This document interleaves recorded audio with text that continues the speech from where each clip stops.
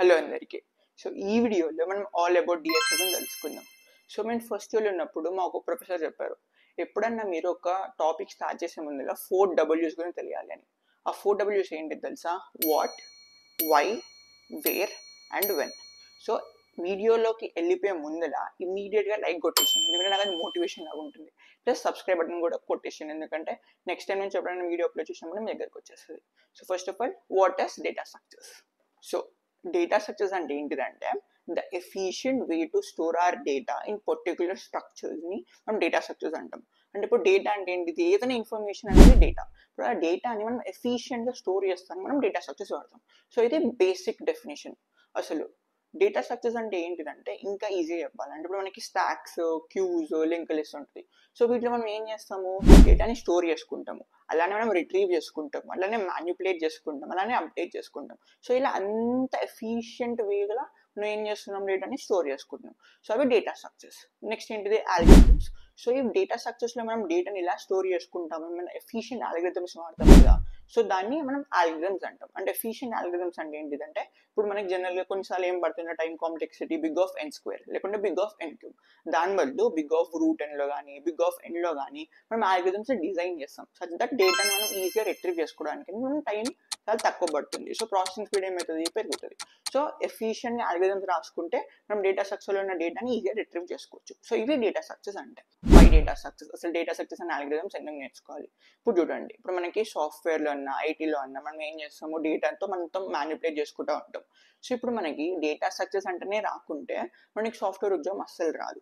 So మీకు better placements కోసం first of all DS చాలా చాలా ఇంపార్టెంట్. ఇప్పుడు డిఎస్ ఎట్లా అయిపోయింది అనుకోండి, ఇప్పుడు మనకి నార్మల్ ఐఏఎస్ ఐపీఎస్ ఎగ్జామ్స్కి ఏంటిది? మనకి సివిల్స్ అనేది ఒక ప్లాట్ఫామ్ లాగా. అంటే సివిల్స్ని పాస్ అయితే మనకి ఐఏఎస్ ఐపీఎస్ ఇస్తారు.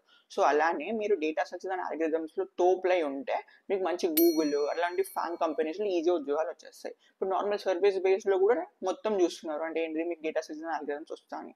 సో బేసికల్గా డేటా స్ట్రక్చర్స్ ఆల్గరిథమ్స్ ఏం చేస్తాయి అంటే మీ యొక్క రీజనింగ్ పవర్ని ఇంక్రీజ్ చేస్తాయి. సో కంపెనీస్కి ఏం కావాలి? ద బెస్ట్ రీజనింగ్ పవర్ ఎవరికి ఉందో ఆ ఇండివిజువల్ని సెలెక్ట్ చేసుకుంటున్నారు. సో మీకు ఎంత మంచిగా డేటా స్ట్రక్చర్స్ అండ్ ఆల్గరిథమ్స్ వస్తే అంత మంచిగా మీకు సాఫ్ట్వేర్ మీద అవగాహన వస్తుంది, అలానే మంచి బెటర్ కంపెనీస్లో వెళ్తారు. సో నన్ను అడిగితే డేటా స్ట్రక్చర్స్ అండ్ ఆల్గరిథమ్స్ పక్కా నేర్చుకోవాల్సింది. సో ఇది మన వై డేటా స్ట్రక్చర్స్. చాలా మందికి when to start data structures and algorithms నన్ను చాలా అడుగుతూ ఉంటారు. సో వెన్ టు స్టార్ట్ అంటే immediately right now, video complete అయినప్పుడు స్టార్ట్ చేసి ఒకళ్ళు ఇంకా స్టార్ట్ చేయలేకపోతే. ఎందుకంటే ఎంత తొందరగా స్టార్ట్ చేస్తే అంత మంచిది. ఎందుకంటే మనకి లాజిక్ అనేది ఉంటుంది కదా, సో ఇమ్మీడియట్గా బిల్డ్ కాదు. సో మీరు ఎన్ని క్వశ్చన్స్ సాల్వ్ చేస్తూ ఉంటే మీ లాజిక్ అంతా బిల్డ్ అవుతూ ఉంటుంది. మెయిన్గా డేటా స్ట్రక్చర్స్ అండ్ ఆల్గరిథమ్స్లో అదే ఎక్కువ ఇంపార్టెన్స్ ఇస్తూ ఉంటారు. ఏంటిదంటే ఇప్పుడు మీరు ఒక 5 ప్రాబ్లమ్స్ చేస్తారు. సో ఆ 5 ప్రాబ్లమ్స్ 5 డిఫరెంట్ వేరియేషన్స్ ఉన్నాయనుకోండి, మీకు ఇంకా బాగా అనలైజ్ చేసుకోవచ్చు. అంటే డిఫరెంట్ టైప్స్ ఆఫ్ ఆల్గరిథమ్స్ ఎలా పనిచేస్తున్నాయి, డిజిక్స్ ఆల్గరిథమ్స్ కానీ లేకపోతే breadth first search, depth first search. So నన్ను అడిగితే ఎంత టైప్ ఆఫ్ డిఫరెంట్ వేరియేషన్స్, అంటే ఆ వేరియేషన్స్ ఎక్కువ సాల్వ్ చేస్తున్నాను అనుకోండి, మీ లాజిక్ ఇంకా ప్రాబ్లమ్ సాల్వింగ్ చాలా చాలా చాలా పెరుగుతాయి. సో వెన్ అంటే ఇప్పుడు ఫస్ట్ ఇయర్ అంటే ఇమ్మీడియట్గా స్టార్ట్ చేశారు. ఫస్ట్ ఇయర్లో స్టార్ట్ చేశారు అనుకోండి, లిటరలీ ఫ్యాన్ కంపెనీస్ని క్రాక్ చేసిన ఎంతోమంది చూసా. సెకండ్ ఇయర్ థర్డ్ ఇయర్లో ఉన్నారు, మిడిల్లో ఉన్నారు, అంటే ఇప్పుడే రైట్ నా స్టార్ట్ చేశాను వీడియో అయిపోయిన తర్వాత. సో ఇది మనం when to start data structures and algorithms.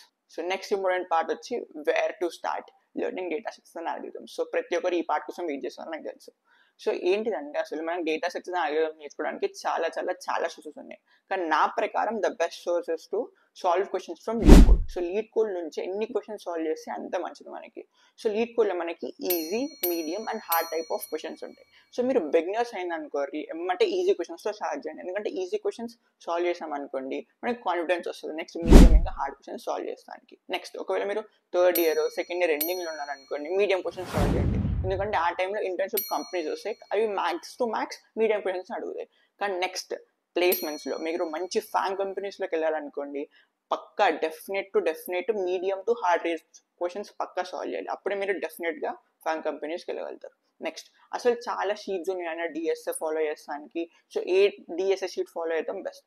So నా ప్రకారం టేక్ యూ ఫార్వర్డ్ అనే ఒక వ్యక్తి ఉన్నాడు. ఆయన ప్రతి ఒక్కటి స్ట్రక్చర్డ్ వేలో మొత్తం డేటా స్ట్రక్చర్ ఆల్గరిథమ్స్ని ఒక చీట్ షీట్ చేశారు. నేను డిస్క్రిప్షన్లో కూడా లింక్ ఇస్తా, అక్కడికి వెళ్ళి చూసుకోండి.